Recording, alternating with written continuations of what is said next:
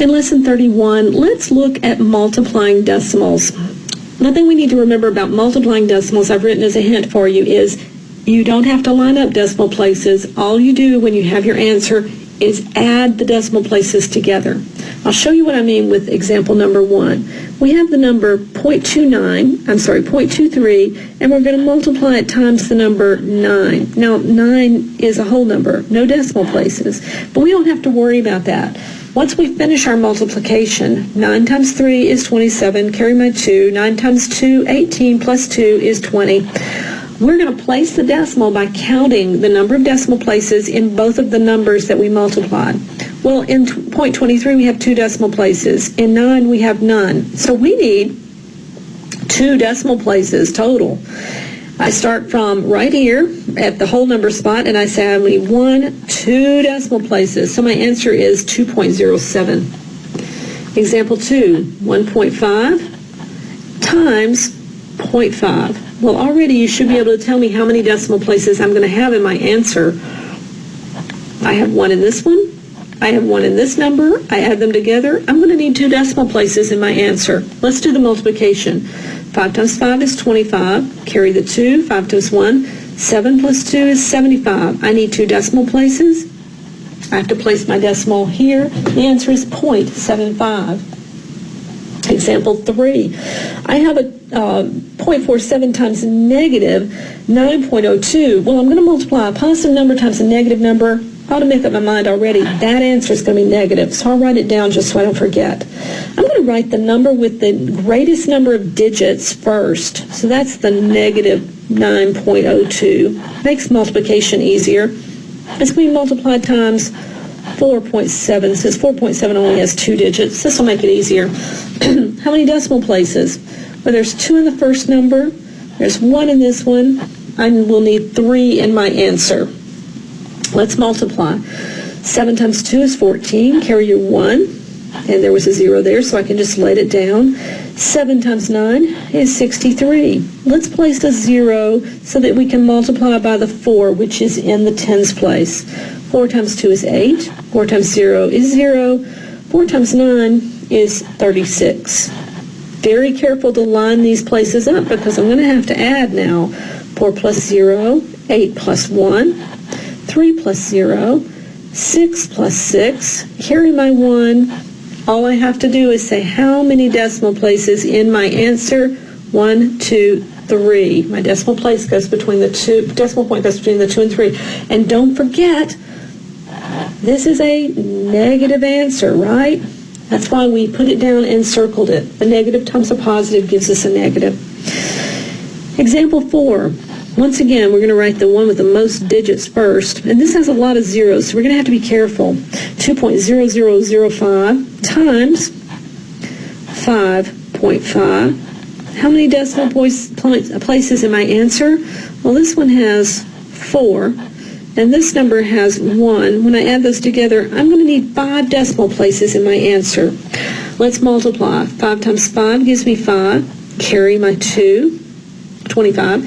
And then I am going to multiply by these other 2 digits and multiply 5 times 2, which is a 10. You have to be really careful when you're getting this, doing this because of all the zeros. Let's put a 0 down as a placeholder and multiply by this 5 that's in the tens place. 5 times 5, 25. Carry my 2. 5 times 0 plus 2 is 2. 5 times another 0. 5 times another 0. And 5 times 2 gives me 10.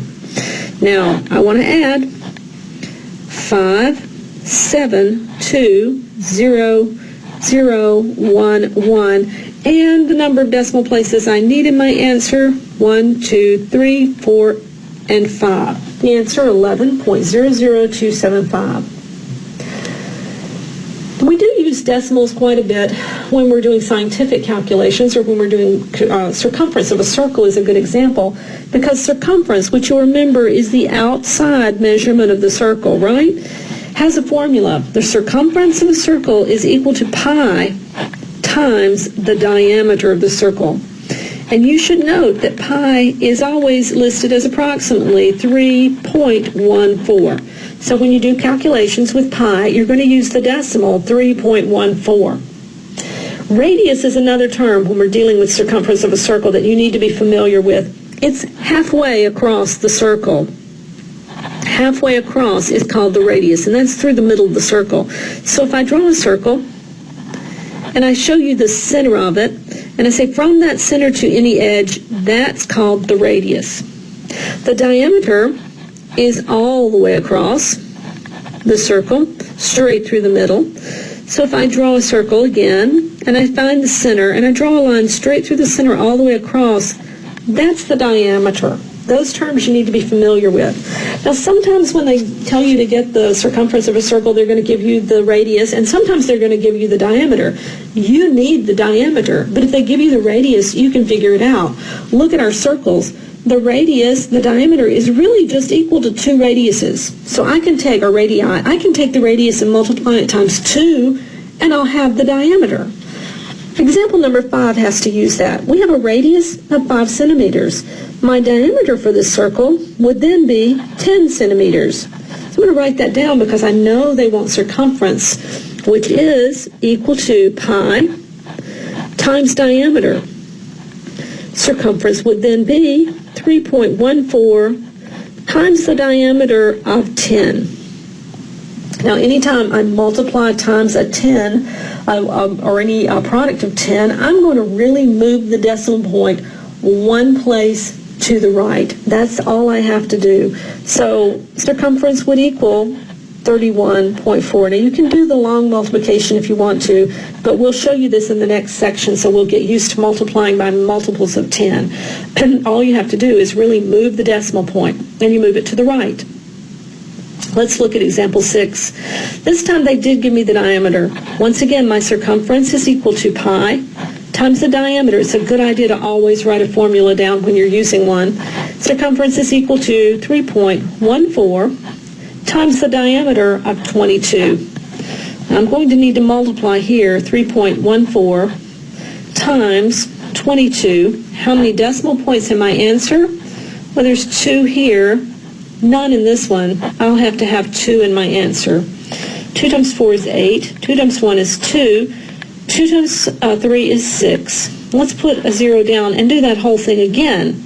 Of course, I get the same answers when I multiply times the same number, and then I have to add together to get 69.08.